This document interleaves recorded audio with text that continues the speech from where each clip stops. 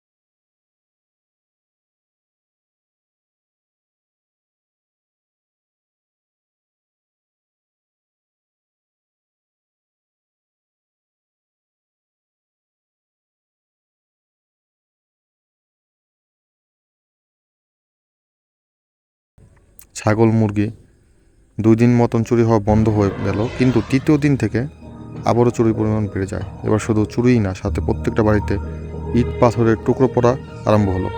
আর যে পাথরগুলো পড়তো সেগুলো কিন্তু সকালবেলা খুঁজে পাওয়া যেত না। কিন্তু আশ্চর্যের বিষয় হলো এটাই যে, যেদিন থেকে পাথরের উপদ্রব শুরু হয়েছিল তার পরের দিন থেকেই ওই পুকুর এর পাড়ের আশেপাশে অনেকেই বড় বড় পাথরের খোয়া পড়ে থাকতে দেখা যেত।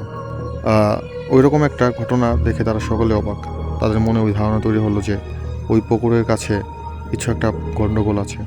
গ্রামবাসীদের অনুরোধে ওই পাহারাদারগুলো ওই পুকুরটার আশেপাশে ভালোভাবে পাহারা দিতে লাগলো।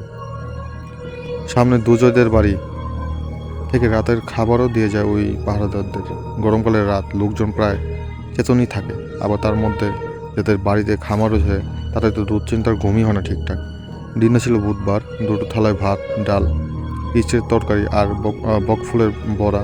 পেট পুরে খেলো ওই পাহারাদারগুলো। ওই পুকুরের সামনে একটা মাঠ আছে, সেখানেই তাদের নৈশভোজ সারলো। তারপর অমিত বলে উঠলো, যা রতন, থালা দুটো নিয়ে আয় সুজিতের বাড়ি থেকে। আমি ততক্ষণে হাত পা ধুয়ে নিই।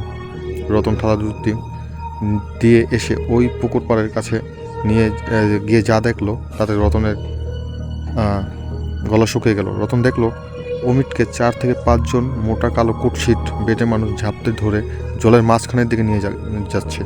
চাঁদের আলোয় তাদের মুখের ঘটনা দেখা গেল। ওরা 4-5 জন ছিল, তা রতন বুঝতে পারলো। রতন একটা চিৎকার দিয়ে ওঠে।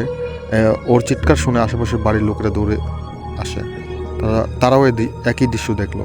পরের দিন সকালে অমিতের লাশ ভেসে ওঠে। গ্রামবাসীরা তো জলে নামতে পর্যন্ত ভয় পাচ্ছিল। কয়েকজন সাহস করে জলে নেমেই সেই লাশ নিয়ে আসে। এই খবর ধীরে ধীরে পুরো গ্রামে ছড়িয়ে পড়লো। আশেপাশের গ্রাম থেকে লোকজনেরা এসে ওই পুকুরটাকে দেখতে লাগলো। কয়েকজন ওই বাকি ঘটনাগুলোর জন্য পুকুরটাকেই দায়ী করলো। তাদের মতে এই পুরো ঘটনার পিছনে পুকুরটার কিছু যোগসূত্র আছে। কিন্তু এটা তো অলৌকিক কাজ, যার অলৌকিক ক্ষমতা আছে সেই পার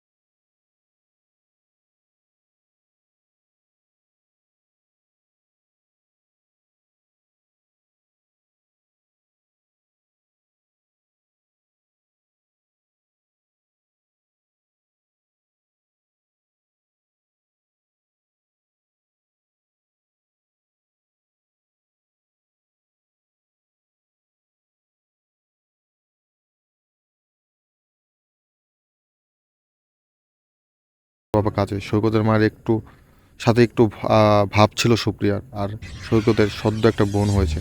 সৈকতের বাড়ি থেকে কাউকে না পেয়ে সুপ্রিয়া সৈকতের বোনের সাথে খেলতে থাকে। কোলে নিয়ে ওইটুকু ছোট মেয়েটাকে নিয়ে সে নাচতে থাকে, কিন্তু হঠাৎ হাত ফসকে মাটিতে পড়ে যায় সৈকতের বোন। এদিকে সৈকতের মাও ঘরের দিকে আসতে থাকে। ওই বাচ্চা মেয়েটার মধ্যে কোনো হুলদুল না দেখে অপরাধের ভয়ে ওই ছোট মেয়েটাকে ভর দুপুরে নিয়ে আসে পুকুর পাড়ে। বাচ্চাটাকে নিয়ে পুকুরের শেষ প্রান্তে গিয়ে ভাসিয়ে দেয় একটা একটা ড্রামের মধ্যে করে। এই ড্রামটার সাথে ইট বোঝাই করা কয়েকটা বস্তা বেঁধে দেয়। ছি, বিবেক বাঁধেনি ওই সুপ্রিয়া। ও দাদা কি হলো? ও দাদা, শরবত নেবেন নাকি? একেবারে